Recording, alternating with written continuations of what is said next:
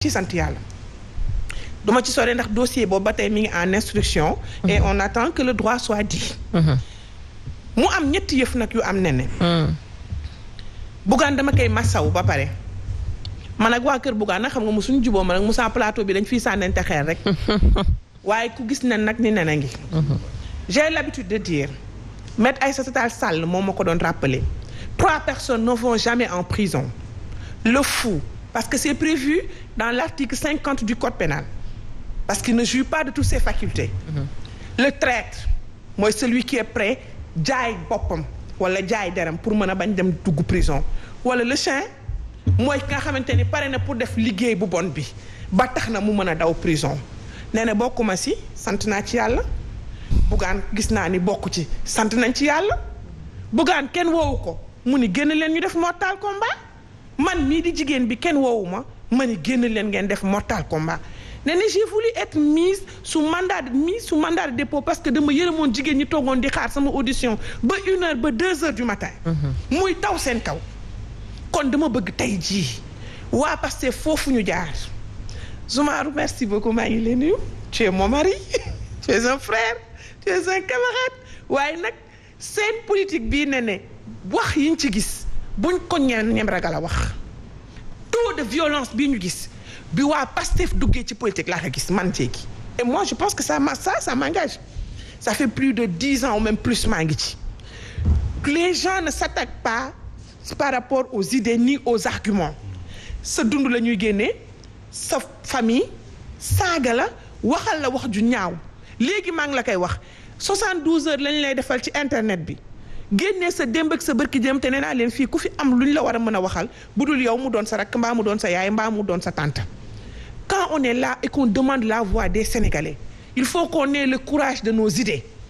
Bougane a été relaxé pour 2 choses rébellion et outrage il a été condamné à 1 mois de sursis pour refus d'obtempérer alors que Bougane dem na ba taxaw ni leen bàyyi naa caravane bi moi je pense qu'ils sont tombés dans le piège de Bougane ku dem ba ni leen bàyyi naa caravane bi mën naa dox yëkkati ñaari loxoom def nii image yëpp Bougane ñaari loxoom la def nii quel est le problème moi je pense qu'il y a un excès de zèle moi je fais confiance aux forces de défense et de sécurité de mon pays mais man mii avis de recherche lañ ma defal si internet bi avec toutes mes données personnelles ba pare yokku si nañu nangu samay kii de voyage en plus suivi d'interpellation nee na dama naroon génn dem station ànd ak samay doom rek ñu jël ma dugal ci oto ni tëj leen ka kaso parce que Alioune Dione a porté plainte contre moi pour escroquerie ça pose problème je dis qu'il y a un excès de zèle waxuma ba tey ne je ne fais pas confiance aux hommes de droit de mon pays quand je parle des hommes de droit je dis aux magistrats les greffiers et les avocats parce que xëy na bu ñu toppoon amaana man maa ngi ci kaso bi heure bi wala Bougane amaana kenn du ko bàyyi mu génn parce que pour man ces hommes de droit jusqu'à présent ils sont en train de dire le droit ba fii ma toog nii dama leen di def confiance et je les interpelle encore ils ne sont pas n'importe qui Sonko moo leen doon xas fii waa Pastef ñoo leen doon saaga fii et c'est ces mêmes personnes qui sont là ce ne sont pas des extraterrestres lii moo tax il faut relativiser dans la vie parce qu'il ne peut-être pas s'attendre à avoir le pouvoir d'un coup am nañu pouvoir mi ngi nii il gère le pouvoir avec ces hommes-là qu'il disait que la police du président Macky Sall la gendarmerie du président Macky Sall les procureurs du président Macky Sall yàlla nattu leen procureurs yi ñu jël affecté leen yóbbu leen Tamba sax sa loxo Bougane seen loxo la mujjee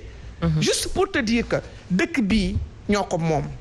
Sénégal ñoo ko bokk rien n'est éternel dans ce pays ku mel ni Alioune Dione bu taxawee tey naa tëj lu jéegi wala keneen ku taxaw fee am lu xew nga dem taxaw Dakar Arena ak ni mu toll nga ni leen dama leen doon nax yéen Sénégalais yi lii bu doon États-Unis par jour la il n'est pas n'importe qui Ousmane Sonko est un président de parti il est un premier ministre comment il peut avoir l'audace taxaw avec des milliers de jeunes sénégalais yow nga indil leen déjà quelqu'un qui se dit que moo dugal loi sur l'homosexualité à l'université loolu ñu koy jooy pareegu ñu nga taxaw Dakar Arena nañ leen dama doon feindre feebar nee na Aïcha je pense qu'on a des problèmes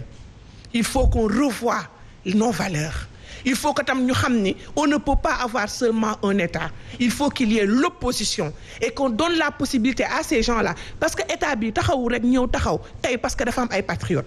Sénégal dafa am ñu ko xeex de 1960 à nos jours et même avant 1960. D'accord. De grands intellectuels qui sont là des gens qui ont sué et qui ont donné leur vie wala ñoo xam tëj nañ leen wala ñoo xam dee nañu pour suñu démocratie ak si fii et ils sont là am ñoo xam seen sët ñoo fi nekk ñun ñii ñu jël affaire bi te fas yéene wu ñu bàyyi flambeau bi il faut que ñu bàyyi que les gens aient la liberté d'aller et de venir mais surtout de dire leurs idées et bokk fu leen neex ñëpp duñu mënuñu nekk Pastef te ñëpp mënuñu nekk patriote d'autant plus qu'ils sont les nés en politique ñoom ñoo mujj a xam luy politique ba pare ni ñooñu gën a bëgg Sénégal. D'accord. Y a un problème. Alors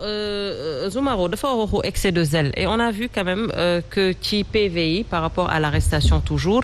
on parlait de rébellion ak outrage à la fin on a retenu que refus d'obtempérer est-ce que fait yooyu par exemple jaloon nañu ci tëj une personne pendant quand même 10 jours ou plus 11 entre autres. Alors man du ma juge. du ma magistrat j'ai pas fait des études en droit contrairement à peut-être notre sœur Diegui. Le communiqué c'est la gendarmerie qui l'a sorti. D'accord. Je pense qu'il faut peut-être s'adresser à la gendarmerie